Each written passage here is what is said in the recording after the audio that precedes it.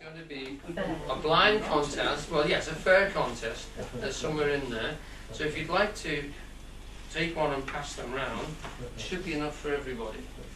Is it good to get card or bad to get card? Depends if you dribble, I think.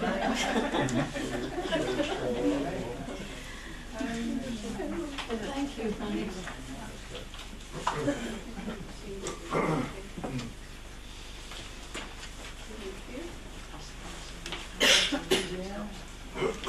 It's worth saying that Tolle is not a Buddhist, although I'm introducing him through the root of Buddhism here tonight. I think as many of his quotes are from Christian sources as they are from Buddhist. But he also uses Islamic, or certainly Sufi quotes. There's the man himself. And he's 62.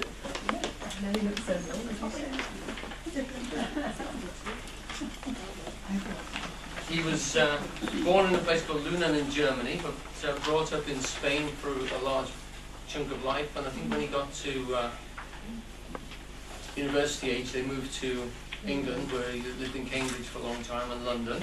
So he's quite attached to England, and he now lives in Vancouver.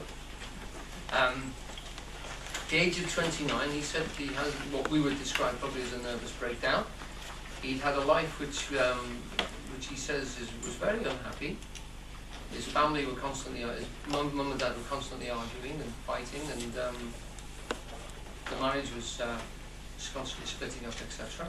His father took him to Spain, and then he came back to England. And when he got to the stage of 29 and the sort of fit of depression, he was suicidal. And he happened to say, or he heard a voice in his head say that he could no longer live with himself. And he looked at that phrase, and suddenly he felt a split inside himself. He noticed that there must be two people here, because one couldn't live with the other. He couldn't live with himself.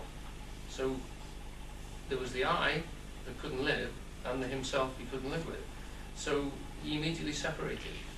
And he said the root of that separation led on to what was cataclysmical sort of metanoia. He turned completely 100%, and he said for months afterwards he was absolutely useless to the world. He couldn't hold down the job or anything. All he could do was wander around smiling at things and enjoying life completely. He came right through all of his sense of depression, but he couldn't put anything that he was experiencing into words. He didn't understand what was happening to him, and he didn't recognize what had happened for what he now sees it as, which was a deeply religious experience.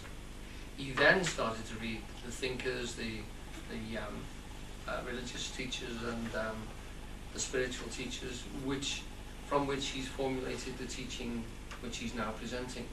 And the power of now came to him. It was almost like channeled. It happened to him when he went to the west coast of America. And when he went there from England, he went first of all to Vancouver and down to San Francisco. Down to California. He doesn't say San Francisco. And while he was there, he could write, and the writing flowed. And when his visa ran out and he had to come back to England, it stopped. So after a few months, he went back again to the west coast, and the writing started. So he stayed in Vancouver, which he likes as being, a very calm atmosphere. Right. So I'd like to start with this little quote from him. That's his picture there. There he is. As I say, he's only a youngish chap, about my age. And this is the quote which I sent out to people who took email on this idea. Would anyone like to read, by the way, because I get fed up with my voice, I'm sure you do. If anyone would like to read any of these quotes, please offer a hand. John, please. The beginning of freedom is the realization that you are not the thinker. The moment you start watching the thinker, a higher level of consciousness becomes activated. You then begin to realize that there is a vast realm of intelligence beyond thought. But thought is only a tiny aspect of that intelligence. You also realize that all the things that truly matter, beauty, love, creativity, joy, inner peace, arise from beyond the mind. Right, thank you. All right. Now, We've said that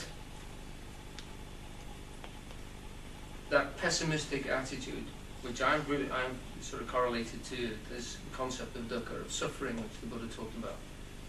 One of the Buddha's definitions of enlightenment is the end of suffering. That what we're classing as enlightenment, as awakening for a human being, is when that suffering stops. And that until you are in that state, you are constantly threatened, or if you like, the ego constantly lives in a state which is worrying.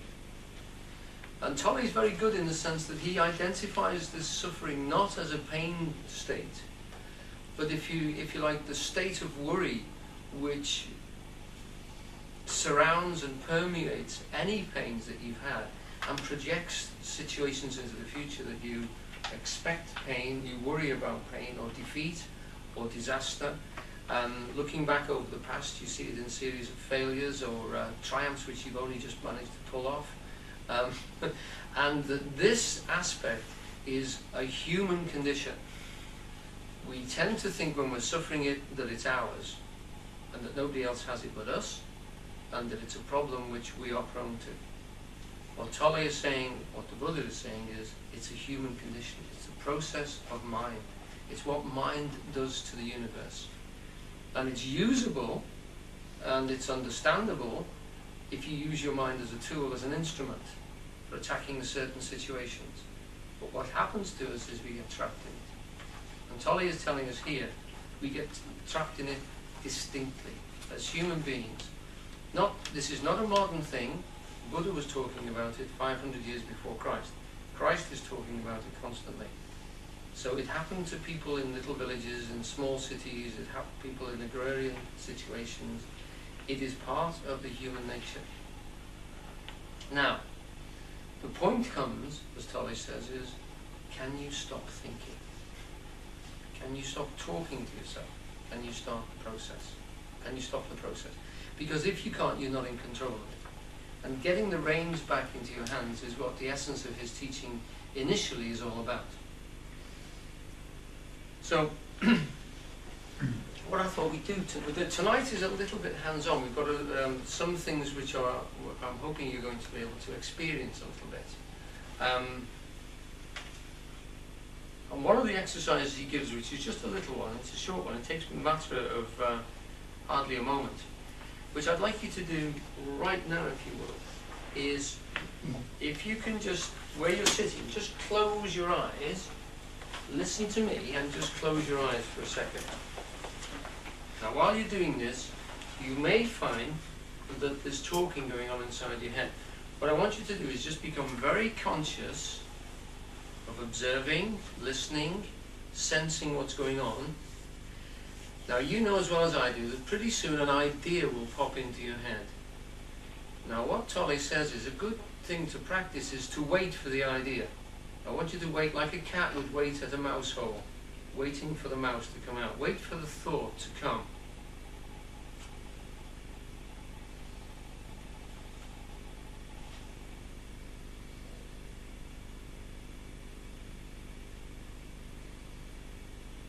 Okay, could you bring yourself back into the room again and just open your eyes? Would anyone like to pass a comment as to what their experience was? Very quiet. Very quiet. Still? Very still. Very still. Did you get a thought that came? Yes. Well, like a word. A word came? A word came, and it was beauty. Beauty. Did you pounce on it like the cat on the mouse and sort of say, that's an idea, that's a thought? No, it came. It just came? It came. Where did it come from? Where did it come from? It just came. It just came. It's fascinating, isn't it? The way it just comes to you out of the no place. It didn't have an image. No. No? Well, sometimes it does come. Would anybody else like to comment on what happened for them in their experience? I saw a door. A door? Yes, and I saw a light. Very good. Did you manage to see them as ideas when they appeared, or did you get sort of drawn into what was going on behind the door? I was just drawn into Ah, yes. Yeah. Now, what Tolle talks about is that state of waiting